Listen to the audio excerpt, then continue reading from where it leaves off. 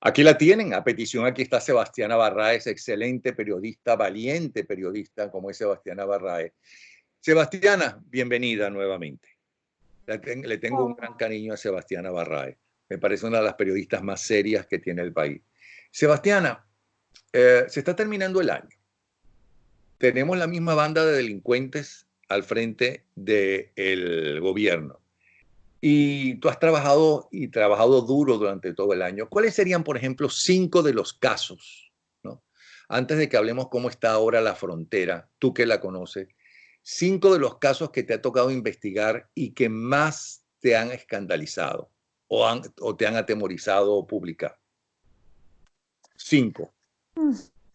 A ver, sí, estuve pensando en esos 5 casos. La verdad es que debo ratificar, no es que me atemorice publicar, creo que lo que me han es impresionado. Y creo que uno de ellos, el que podíamos calificar quizás de último en esos 5, no menos importante, fue lo que ocurre en lo que llaman la zona 7, que es una cárcel ubicada en las zonas de Petare, El Marqués, Boleíta, y me impresionó por el nivel de deterioro, por el nivel de miseria humana, por la manera como se trata como desechos a las personas que están ahí, porque aún privados de libertad, pues, y aún habiendo cometido delitos, yo creo que a nadie se le puede degradar de esa manera, convertirlos realmente en despojos humanos, personas físicamente deterioradas, algunos en un nivel bien peligroso de desnutrición, con marcas terribles en el cuerpo,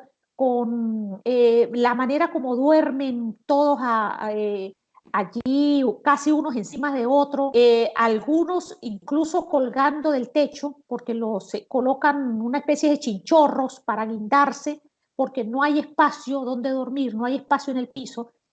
Esas fotografías que fueron exclusivas en ese momento, las publicamos y causó mucho impacto, a pesar de que no es un área que yo normalmente toco, porque mi fuente normalmente es la militar y la de frontera, pero ese caso en particular me conmovió mucho por ese nivel digamos, de descuido, de no corazón por parte del gobierno, por eso tratar al ser humano como, no sé, como un despojo. Eso me impresionó mucho. Creo que ese es mi caso, digamos, el que yo colocaría como caso número 5. Pero, ¿y cómo te lograron, cómo, si se puede decir, lograste conseguir esas fotos? Que debe ser que al gobierno, evidentemente al régimen, no le interesa que salgan a relucir. Sí, bueno, por supuesto. Hasta el momento no se habían logrado nunca publicar fotos de este sitio porque precisamente al gobierno no le conviene y porque tampoco hay posibilidades además de poder, digamos, meter cámaras o meter teléfonos o lograr que desde adentro se puedan tomar fotografías, porque esta cárcel no es como otras propiamente dicha. Y allí el hacinamiento es realmente brutal. Bueno, las logramos a raíz durante bastante tiempo, insistimos mucho para ver si lográbamos obtener las fotografías, porque yo partí del hecho de que el testimonio hablado o escrito no era tan impactante, porque la gente a veces le cuesta creer algunas cosas si no las ve en la fotografía. Bueno, afortunadamente logramos a través de una persona dentro de la cárcel que estaba muy impactado, un joven que trabaja allí y que estaba muy impactado por lo que había visto y decidió arriesgarse y tomar las fotografías, y gracias a eso pues las pudimos publicar. ¿Qué tipo de personas es la que meten ahí en la zona 7? Mira, normalmente las personas que agarran por razones de, digamos, por una variedad de delitos, no son delitos de tipo político, son muchas veces son delincuentes, choros, asesinos, ahí hay de todo realmente, de todo lo que te puedas imaginar. hay en ese sitio. Como te digo, no son presos políticos, no son presos que reciben privilegios, son presos muy, muy pobres, de una condición económica muy baja, que como te digo, ni siquiera tienen una colchoneta para dormir. Ellos duermen en el piso, los baños son realmente asquerosísimos. La situación, pues por supuesto, los alimentos son sumamente precarios y entonces hay algunos que incluso presentan problemas graves de circulación porque no tienen cómo estirar las piernas, porque allí lo único que se puede estar sería parado, pues no hay manera ni siquiera de estar sentado. Y como te digo, algunos colocan unos chinchorros para poderse guindar desde el techo y poder para poder dormir, pues medianamente, porque si no tendrían que dormir unos encima de otros. Sí, así es como tratan a la gente de pocos recursos. Es decir, que esa es una cárcel no para pagar una pena, una condena, si es que han pasado por un juicio, y educarlos para que se reinserten en la sociedad y no repitan esos delitos, sino para pervertirlos aún más. ¿Tú alguna vez hablaste con la Iris Valera, responsable de eso, y se lo comunicaste? No, creo que en una entrevista anterior habíamos hablado en relación con Iris Varela y te había planteado que aunque nosotros fuimos amigas hace años, porque somos además pues del mismo estado, de la misma región, de la misma zona, pues hace tiempo, estando Hugo Chávez vivo y a raíz de una denuncia donde yo demostré con pruebas que ella estaba liberando a narcotraficantes y entre esos uno incluso era su guardaespaldas, pues a raíz de eso hubo un rompimiento realmente de relaciones con ella y obviamente pues no hay comunicación y esta fotografía de este trabajo que publicamos pues fue durante este año. Ahora, tú que la conociste evidentemente más que yo, eh, siempre fue tan intolerante, tan cerrada, tan sectaria, porque ella viene del Partido Social Cristiano Copey. Nada que ver con su actitud en la vida actual. ¿Okay? ¿Cómo era ella cuando no tenía poder? Esa Iris Valera que tú conociste y que fue amiga tuya, ¿cómo era esa mujer? Mira, Iris es una persona bastante sensible a los problemas sociales. Creo que tenía un nivel de conciencia social respetable. Creo que ella es un poco el ejemplo de la persona que la cambia el poder.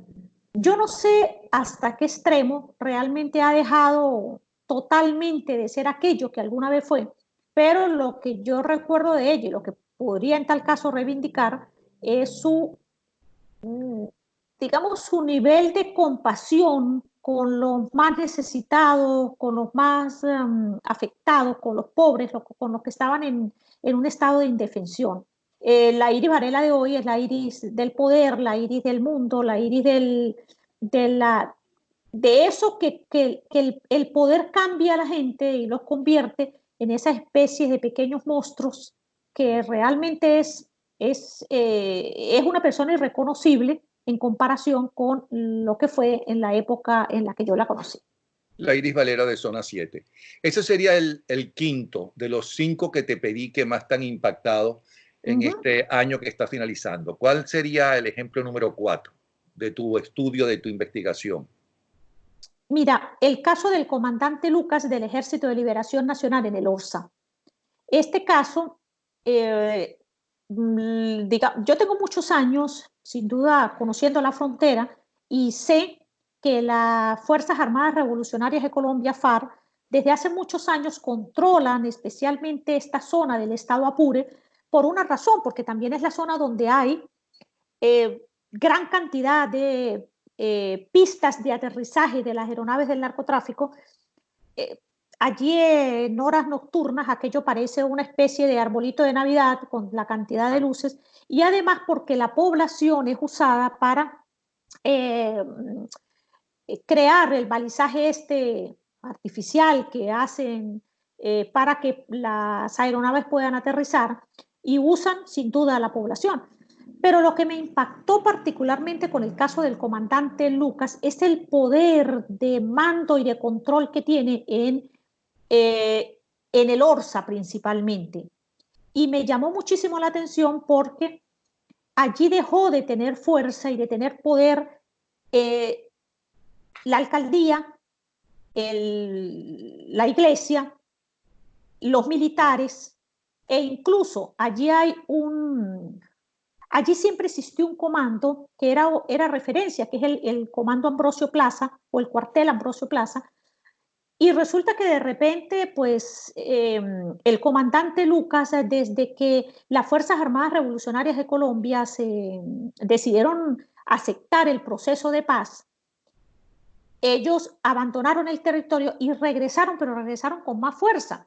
Entonces el comandante Lucas, junto con otros comandantes como Misael, se han dedicado a suministrarle a la población beneficios, y la gente los ha empezado a reconocer como sus líderes naturales. Es decir, la guerrilla se dedicó, por ejemplo, en el mes de septiembre a arreglar y acondicionar escuelas. No fue el Estado venezolano quien le suministró útiles escolares a los estudiantes, fue la guerrilla. Fue la guerrilla quien, y específicamente la FARC, quien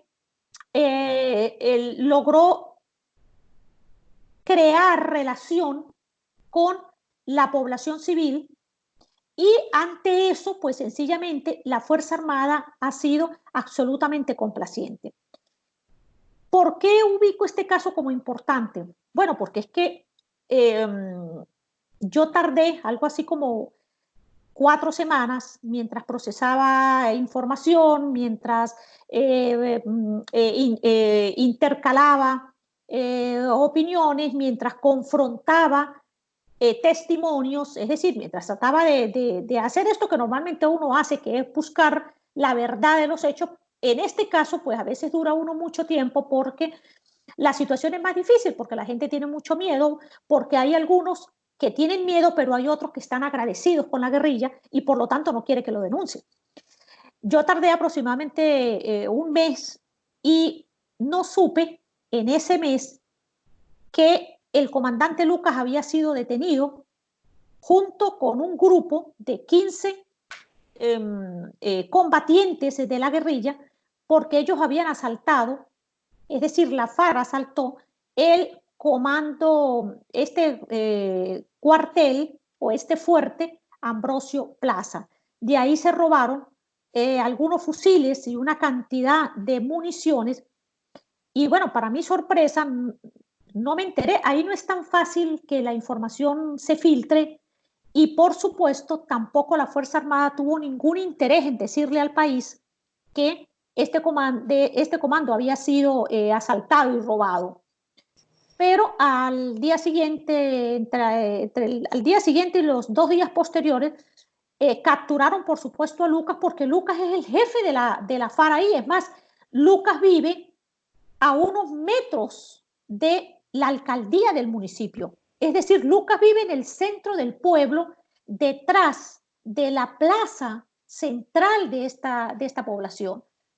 El ejército se presentó, capturó a Lucas y con él a 15 guerrilleros para tratar de rescatar las armas y tratar de rescatar las municiones. Lucas fue detenido. Misteriosamente, como digo, no hubo ninguna información al respecto. Yo incluso pensé que lo habían dejado en libertad.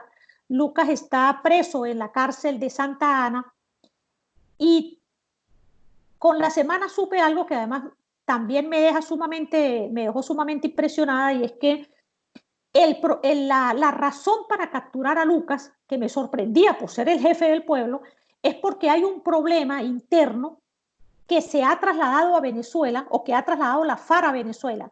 Hay 2 sectores de la FARC que están enfrentados. Por una parte, Timochenko, que digamos que es como la figura legal que se mantiene de estos acuerdos de paz en Colombia, y Iván Márquez, que es el que, digamos, está en una actitud de disidente. En ese enfrentamiento, pues resulta que Lucas es de un bando y hay otros comandantes que pertenecen a otro bando. Y y el factor importante es que el gobernador del estado Apure, es decir, el coronel Ramón Carrizales, pues reconoce es al bando contrario al que respalda a Lucas. Entonces, en este momento, el comandante Lucas pues permanece detenido, lo que se llevaron del fuerte permanece desaparecido, y eso es un caso que trajo mucho ruido al interior de la Fuerza Armada porque además nosotros publicamos ese caso justamente alrededor de las fechas en las cuales Iván Duque hizo una presentación en la que, por cierto, digamos, yo no tengo ninguna relación con nada de lo que presentó él, pero Iván Duque hizo una presentación ante la ONU donde, entre otras cosas, pues dijo lo que estaba sucediendo en el territorio venezolano con relación a la guerrilla colombiana. Y digamos que por eso yo considero que ese caso es importante, no solamente por la trascendencia que tiene en el caso venezolano, sino además porque demuestra el nivel de tolerancia y de degradación, pudiésemos decir, por parte de funcionarios desde la Fuerza Armada Nacional, de tener tolerancia y permisibilidad para la actuación de la guerrilla en territorio venezolano. Eso sería entonces el cuarto caso que más te ha impactado, que más te ha conmovido. Bueno, cuando termines el primero te preguntaré, ¿no?, que si no has vomitado alguna vez con tanta basura humana que has descubierto. Pero sigue entonces con el tercer caso. Mira, Michelle Bachelet, que es la comisionada de los derechos humanos de la ONU, trajo una comisión al país en la que prometió, entre otras cosas, que se iban a investigar los casos de violación de derechos humanos. Bueno, una de las cosas que a mí me ha sorprendido de esta comisión, y por eso es que lo ubico en este caso, es el nivel de silencio ante lo que el gobierno venezolano ha hecho con relación a esta comisión. Y quiero mostrar un caso en particular. La comisión solicitó visitar algunos centros de reclusión, entre esos la Dirección General de Contrainteligencia Militar, Ramo Verde, el SEBIN y algunas cárceles. Y no se lo permitieron. No se lo permitieron, pero en el caso de la cárcel de La Planta, que es este caso al que quiero hacer referencia, La Planta, como recuerdas, es una cárcel que en algún momento eliminaron como cárcel, que está en la zona del Paraíso, por ahí, y decidieron después que esta cárcel iba a ser solamente para extranjeros que estaban que habían sido detenidos y estaban siendo procesados en Venezuela.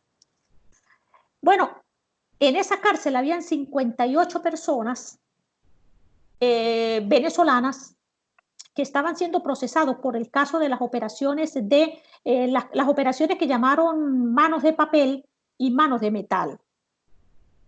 Estas 58 personas, en el momento en el que la comisión se iba a presentar, la noche anterior, sacaron a las 58 personas, las hicieron recoger todas las pertenencias, las llevaron a un comando militar, las mantuvieron en el comando militar hasta que la comisión visitó al día siguiente a la cárcel de La Planta, habló con los detenidos que estaban allí, por supuesto los que quedaban eran extranjeros, y sencillamente pues después regresaron a los 58 presos después que se había ido la comisión. Y bueno, y a mí lo que me sorprende es el nivel de burla que en este caso el gobierno comete contra una institución contra una comisión que además responde a una institución de tipo internacional. Y la ubiqué entre los casos importantes porque es que creo que eso demuestra en manos de quién estamos, no solamente por parte del gobierno, sino por parte de la Comisión de Derechos Humanos de la ONU. Porque yo no puedo creer en tanta ingenuidad.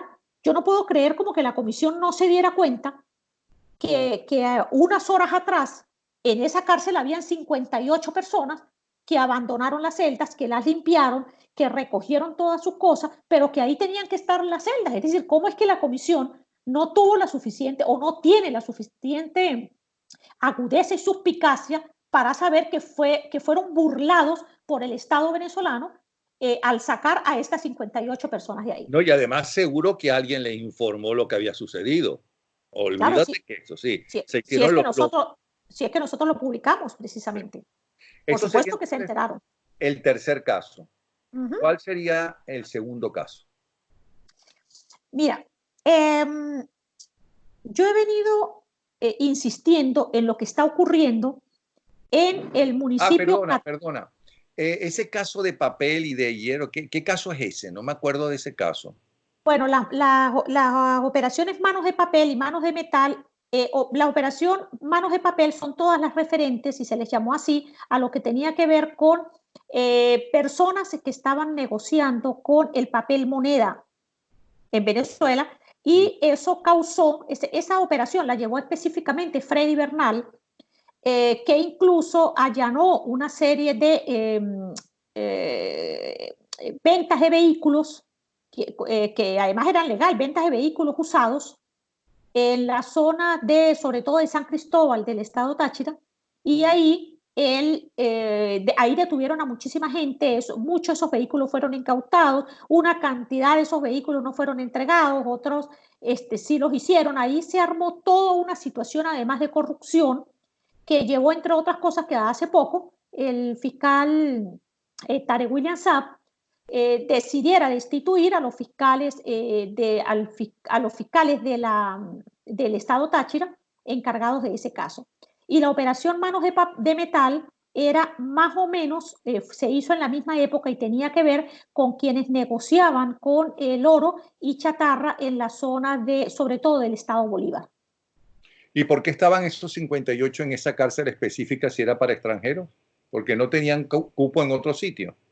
No lo sé. La explicación que me dieron algunos de los detenidos es que ahí había un proceso de extorsión sostenido que había con estas personas para que, entre otras cosas, renunciaran a los vehículos que tenían asignados, que renunciaran al oro y a los objetos que tenían en mano. Y quiero decirte que de esa cárcel, Napoleón, fue donde posteriormente se fugaron dos narcotraficantes poderosos, además, en fechas distintas. Una se fugó el año pasado, en diciembre del año pasado, y otro se fugó este año. La de este año, Iris Varela publicó algunas cosas, notificó que se había fugado este narcotraficante, que nadie se explica cómo se fugó. De allí detuvieron al director de esa cárcel, y lo tuvieron pocas semanas detenido y después sencillamente salió libre. Lo que fue evidente es que ahí hubo complicidad, y sin duda alguna que en el narcotraficante anterior también hubo complicidad. Esa es la cárcel que visitó la Comisión de la ONU y que no se percató que fueron burlados de manera evidente y fragante por el Estado venezolano. ¿El segundo caso de los 5 cuál sería? ¿El que ocuparía el segundo lugar? Sí, es el caso del Catatumbo, y es una zona del sur del lago del estado Zulia, y lo ubico en este sitio porque ahí hemos venido progresivamente avanzando en la pérdida del territorio y la soberanía.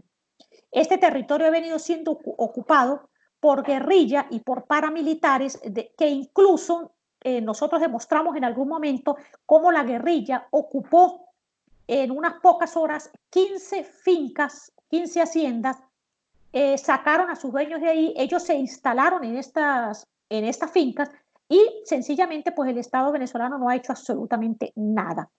Y lo ubico en este caso porque es que este es un hecho que no ha pasado. No fue que los guerrilleros llegaron y se instalaron ahí, sino que ellos han seguido avanzando. Y casualmente, en estos momentos, hace aproximadamente unas 2 semanas, los paramilitares, llegaron más de un centenar de paramilitares a un sector llamado La Onza del municipio Colón, también cercana a esta zona, a unos pasos de Encontrados, y pretendieron ocupar fincas. De hecho las ocuparon. Ahí hubo enfrentamientos muy fuertes con la guerrilla, con el Ejército de Liberación Nacional. Ellos causaron una cantidad de muertos en ese enfrentamiento, y sencillamente la Fuerza Armada no hizo absolutamente nada. Este caso lo ubico porque creo que es lo más evidente que tenemos en territorio venezolano de la pérdida de nuestro territorio, de la pérdida de nuestra soberanía, y de la omisión y del fracaso de la Fuerza Armada en cumplir lo que la Constitución le ha especificado, es decir, defender el territorio y la soberanía, porque para eso la Fuerza Armada tiene las armas de la República, para defendernos y para defender a nuestro territorio. ¿Y cuál sería el caso que más te ha escandalizado hasta ahora? Porque es que cada uno que has contado, mi hija, es realmente impresionante. Pobre país, o lo que queda Sí, de él. sin duda alguna que el caso que más me ha impresionado y fue precisamente el que presenté en la Conferencia Latinoamericana de Periodistas de Investigación en México es lo que sucede en la Dirección General de Contrainteligencia Militar con las torturas. ¿Por qué lo coloco en esta posición? Porque nosotros veníamos advirtiendo hace tiempo lo que estaba sucediendo con los detenidos, la manera progresiva como la Dirección de Contrainteligencia Militar se fue enseñoreando contra los militares detenidos, y que lo más lamentable es que después de tantos meses de nosotros señalar con nombres y apellidos lo que venía sucediendo, pues llegamos al caso del capitán de corbeta Acosta Arévalo, que terminó torturado y asesinado. En este caso me llevó mucho tiempo realmente, porque es muy difícil, Napoleón, cuando tú tienes funcionarios que son capaces no solamente de amenazar al que está detenido, sino de amenazar a su familia. Entonces, yo tuve que incluso enfrentarme con los familiares, muchos de los cuales se negaban a que se denunciaran los hechos, porque ellos asumían que si mantenían silencio, a su familia les iba a ir mejor. Pero estaba demostrado ya desde el 2015, con el caso del golpe azul, que esto no iba a suceder y que al contrario, a la DGCIM han llegado un personaje más siniestro que otro, más allá de, digamos, de las cabezas de la dirección general. Quizás el cargo clave ahí es la dirección de investigaciones. Anteriormente, cuando estaba el coronel Franco Quintero, se impuso una manera de aplicar la tortura y el miedo. Se fue haciendo en confabulación con eh, la justicia militar o la injusticia militar.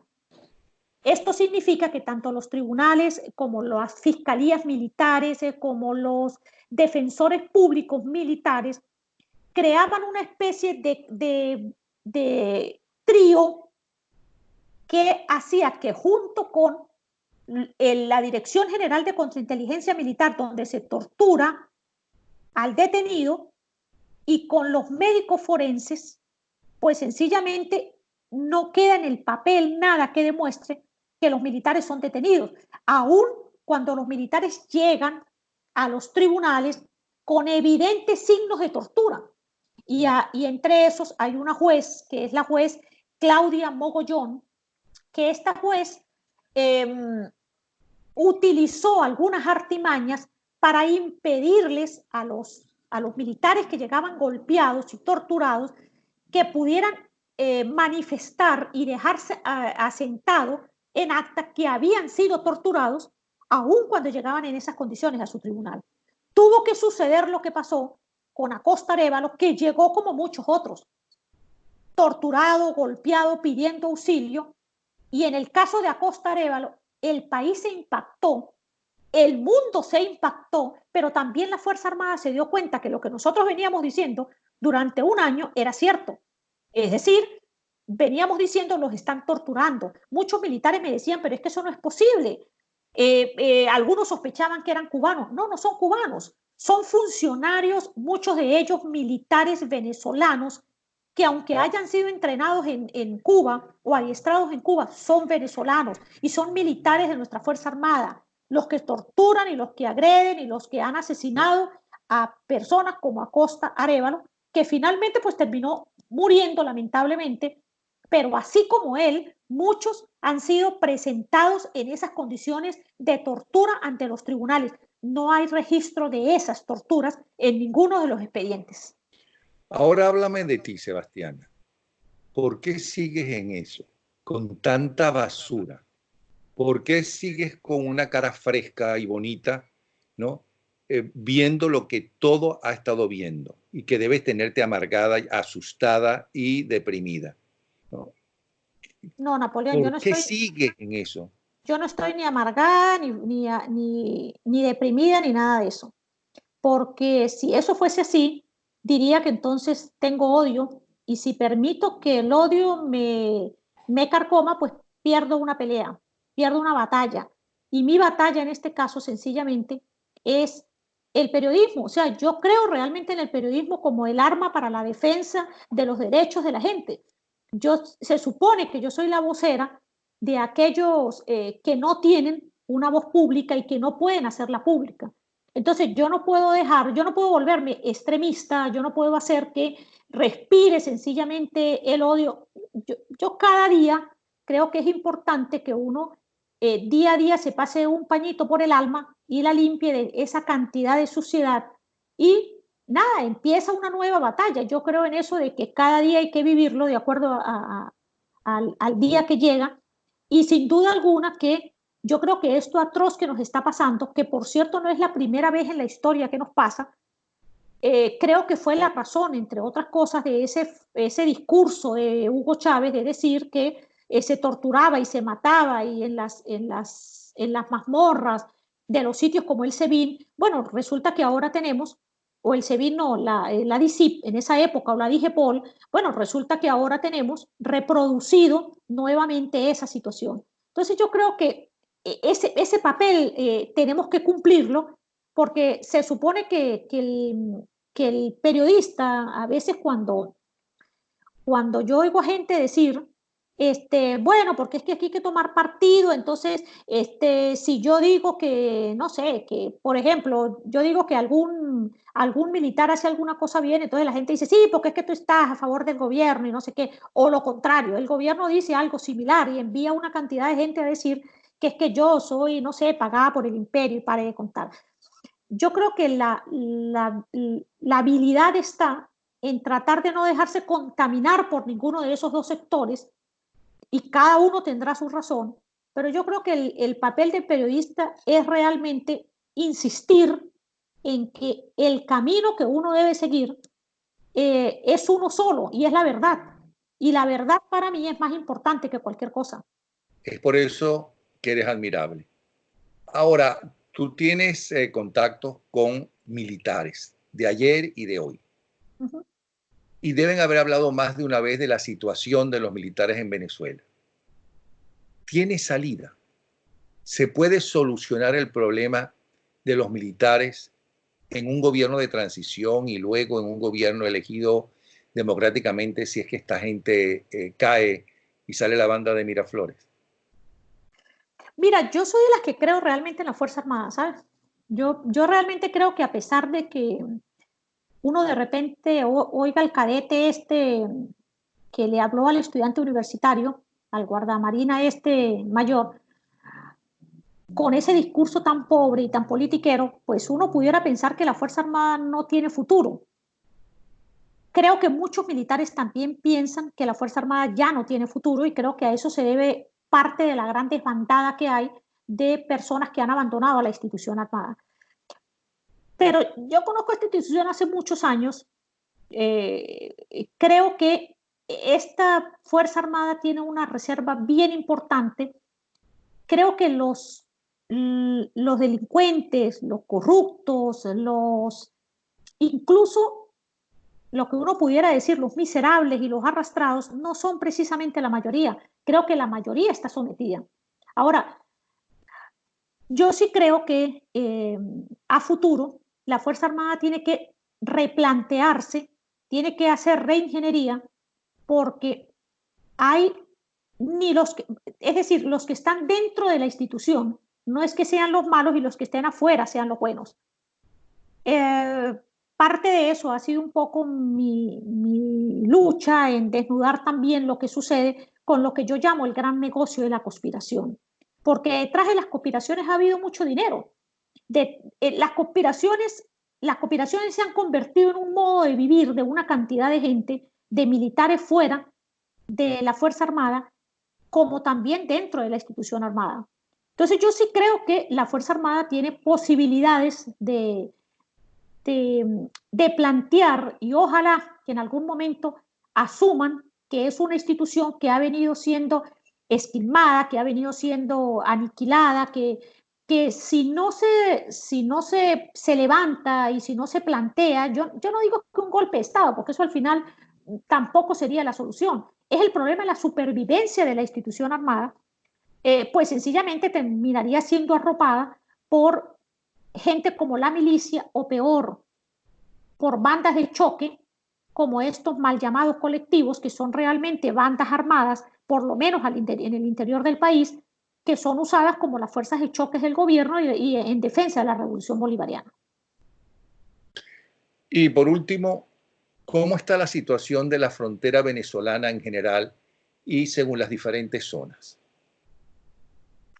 No, está muy mal. En estos momentos la Fuerza Armada está muy mal en la frontera porque, fíjate, ¿qué es lo que pasa? Nosotros tenemos cada día una mayor cantidad de grupos peleándose por nuestro territorio. Porque en el fondo, o sea, ¿qué es lo que pelean? ¿Qué es lo que buscan?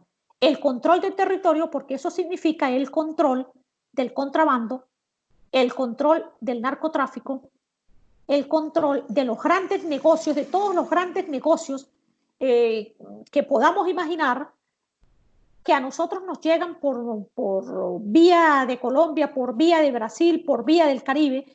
Por 200 negocios, pues nosotros nos hemos convertido en un territorio muy apetecible, ya no solo por grupos, por los tradicionales grupos, me refiero ya no solo a lo que era la guerrilla, los paramilitares, el contrabando, los contrabandistas. Ahora nosotros somos un objetivo muy interesante para reales grupos terroristas, porque han encontrado que en Venezuela, pues sencillamente tenemos un territorio permisible que nosotros dejamos de ser, dejamos de tener el interés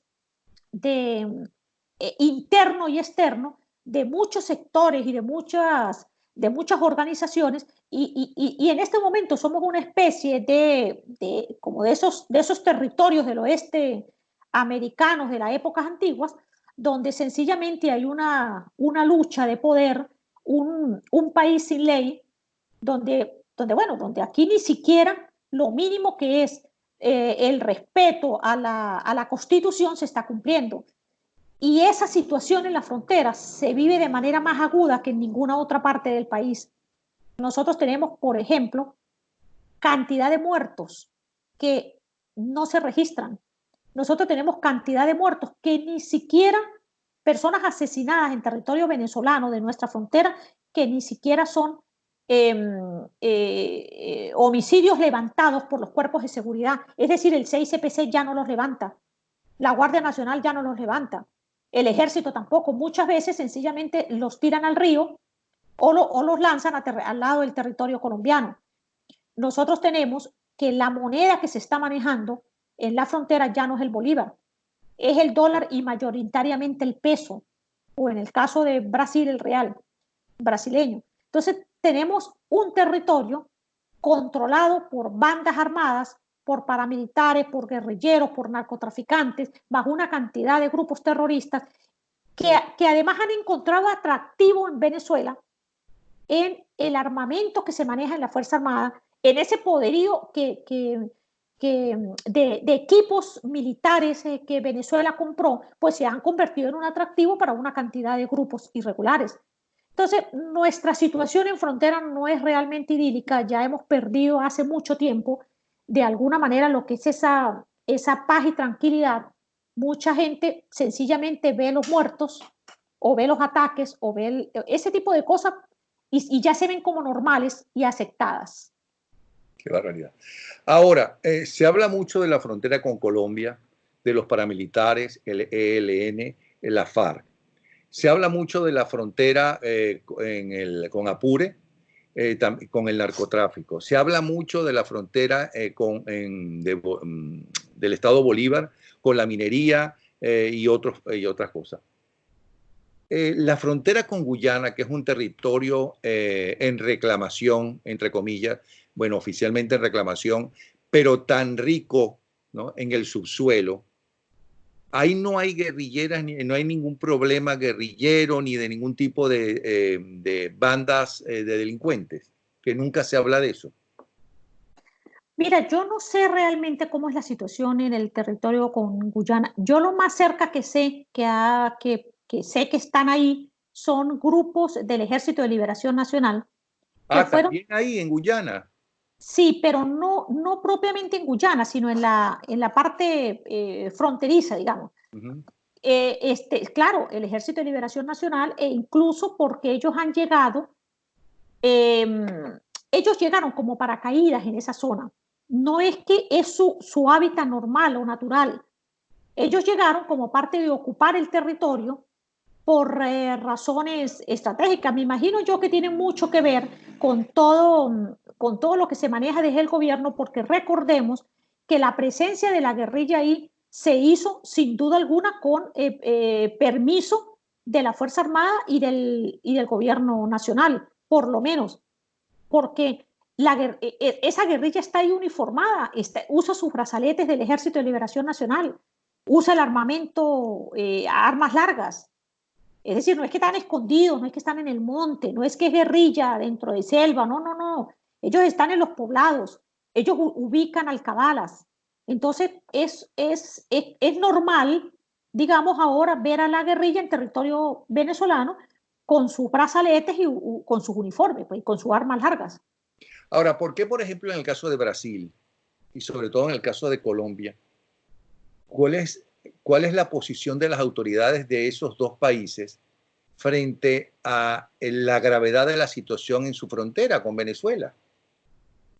No, bueno, mientras, en el caso de Brasil, mientras ellos no reciban el impacto negativo de la presencia de esos grupos en nuestro territorio, pues sencillamente ellos no intervienen y en el fondo ni les importa.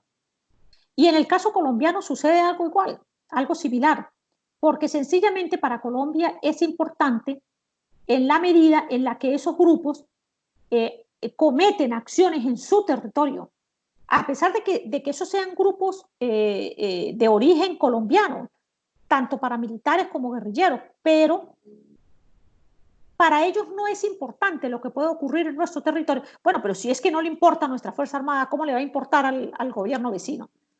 O sea, ellos no tienen ese interés, sencillamente no les importa. Y como no hay una buena relación entre los gobiernos de Venezuela y Colombia, pues ese territorio está en manos de los irregulares. Tú todavía, entiendo, tienes esperanza en la Fuerza Armada venezolana. Eh, ¿Qué harías con tantos generales? Tenemos más generales en Venezuela que la suma de los generales de Estados Unidos, de Brasil y de Colombia, ¿no? Generales todos soleados, todos llenos de medallas, sin haber participado en una verdadera guerra. ¿Qué hay que hacer con esa gente? Bueno, fíjese, yo creo que cuando el general Padrino López le consigue, le consigue cupo a los oficiales superiores, colocándolos en las alcabalas del Fuerte Tiuna, cuando eso normalmente lo puede hacer un sargento, por ejemplo, y ahora ordenó que se colocaran oficiales superiores ahí, pues uno entiende que es que hay demasiados oficiales de alto rango o de alto grado, que bueno, que los ubican, le están dando así como empleo en algunos sitios.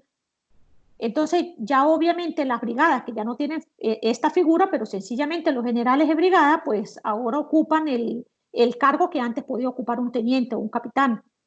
Y yo creo que la cúpula militar ya no es tan cúpula, ya no es tan piramidal, pues ahora pareciese ser mucho más ancho la punta que la base.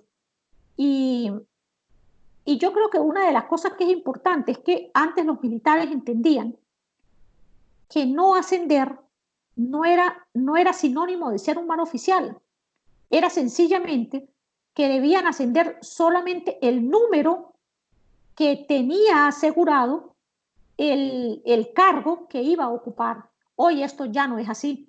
Hoy sencillamente se nombran generales a cualquier cantidad de personas, bueno, con el criterio de que pertenecen a tal o cual grupo y sencillamente para dividirse lo que son las cotas de poder que requiere cada uno de esos grupos que se dividen el poder en Venezuela.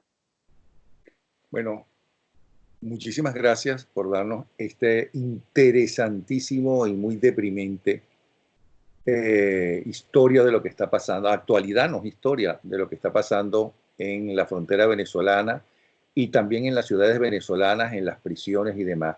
Realmente bien impactante. Y estos solamente son 5 de los casos que más te han impactado. O sea que Así es. evidentemente la situación del país es sumamente grave.